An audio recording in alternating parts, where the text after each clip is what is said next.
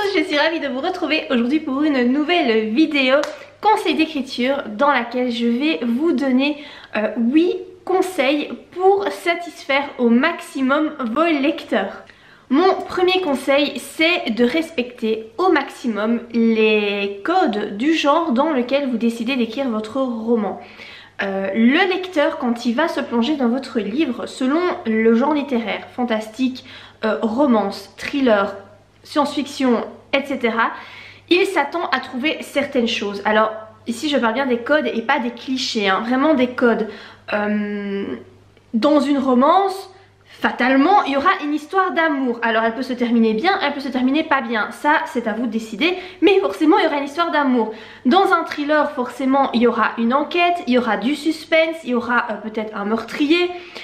Ce sont des codes qu'il faut absolument respecter. Si vous vendez votre roman comme étant une romance, mais qu'en fait on découvre que mais c'est plus un thriller qu'une romance, vous voyez ce que je veux dire, vos lecteurs ils vont pas être contents et ça va pas leur plaire. Donc veillez bien à respecter les codes de votre genre littéraire. Mon deuxième conseil, c'est de veiller à faire évoluer vos personnages.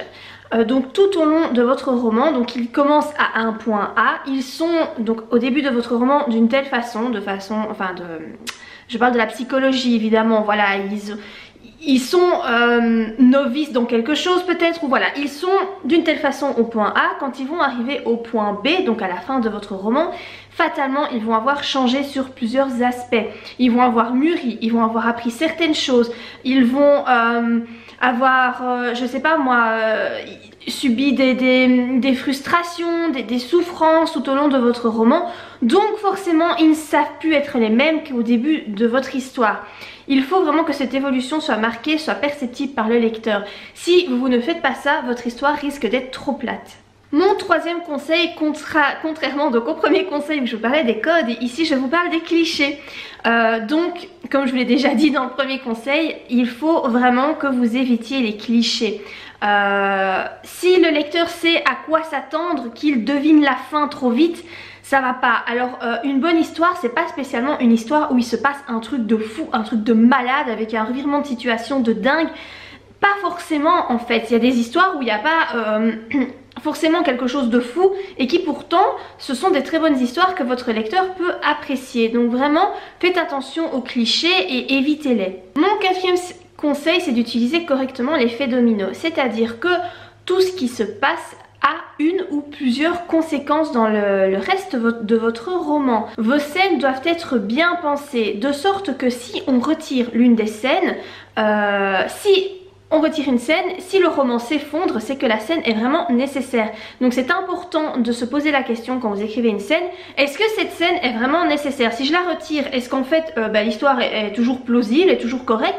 Ou bien justement non, si ça s'effondre, c'est que la scène est vraiment nécessaire. Donc toutes celles qui ne sont pas nécessaires, c'est vrai que du coup j'aurais tendance à vous dire de ne pas les mettre. Vraiment prendre en compte cet effet domino et bien réfléchir que tout ce que vos personnages vivent, eh bien il y a des conséquences à ça. Mon cinquième conseil, c'est de prendre garde à répondre à toutes les questions que vous allez soulever dans votre roman. N'hésitez pas à cultiver le mystère en essayant de soulever comme ça voilà des petits questionnements, mais d'où est-ce que le héros peut bien tirer son pouvoir? Comment ça se fait qu'il sait faire ça et pas les autres?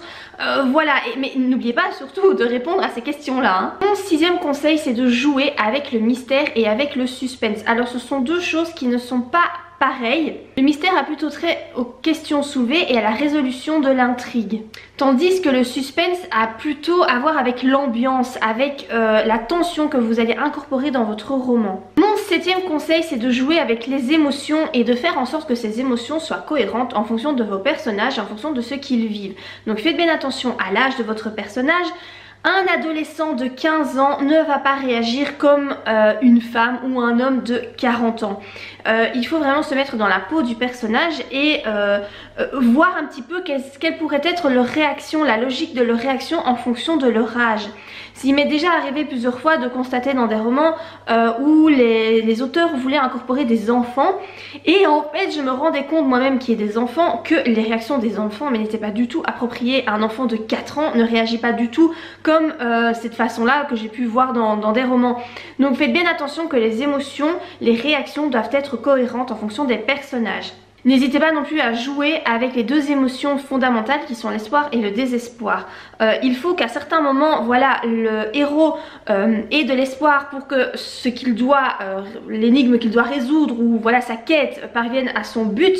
Donc le lecteur ressent également de l'espoir à travers le héros, et puis il y a certains moments où il va tomber dans le désespoir, où il va y avoir des difficultés, où on va se demander mais est-ce qu'il va vraiment y arriver? Donc vous devez vraiment jouer avec ces deux émotions. Finalement, mon 8e conseil, c'est d'apporter une fin cohérente et pas bâclée à votre roman. Imaginons que votre héros est un gros naze, un gros mou tout au long de votre roman, il en glande pas une, voilà, il est vraiment nul de chez nul, et puis on sait pas pourquoi, à la fin il arrive à combattre une armée à lui tout seul. C'est pas cohérent, c'est pas logique, ça le fera pas. Donc vraiment faites attention à ce que votre fin reste cohérente en fonction de tout ce que vous avez raconté dans votre histoire. Et surtout qu'elle ne soit pas bâclée, voilà, que genre vous ne savez pas très bien comment la finir. Donc vous vous dites, oh on va le faire mourir hein. Voilà, comme ça, hop hop hop, c'est bon, j'ai ma fin, on va laisser peser. Bah non, il faut quand même faire attention parce que la fin c'est hyper important. Un roman peut plaire à vos lecteurs, et puis si vous bâclez la fin, justement son avis peut devenir complètement négatif à cause de cette fin. A contrario, si votre roman est moyen, que le lecteur l'apprécie moyennement, si votre fin est géniale, eh bien ça peut lui faire complètement changer d'avis. Donc faites gaffe à votre fin. Donc voilà par rapport à cette vidéo sur mes 8 conseils pour essayer de contenter au maximum le lecteur. Alors gardez bien à l'esprit que vous ne saurez jamais satisfaire tout le monde. C'est pas possible, il y a toujours des gens qui vous aimeront, d'autres qui vous aimeront pas. Peu importe ce que vous écrivez et de la façon dont vous allez l'écrire.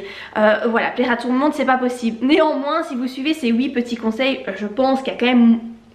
c'est quand même possible que la majorité voilà, adhère à votre histoire. Donc voilà, si vous avez apprécié la vidéo, comme d'habitude n'oubliez pas de la liker, n'oubliez pas non plus de vous abonner à ma chaîne si vous souhaitez recevoir d'autres conseils d'écriture. N'hésitez pas non plus à partager cette vidéo à vos amis écrivains si vous pensez que ça pourrait leur être utile. Et moi je vous dis à très bientôt pour de prochaines vidéos. Bye!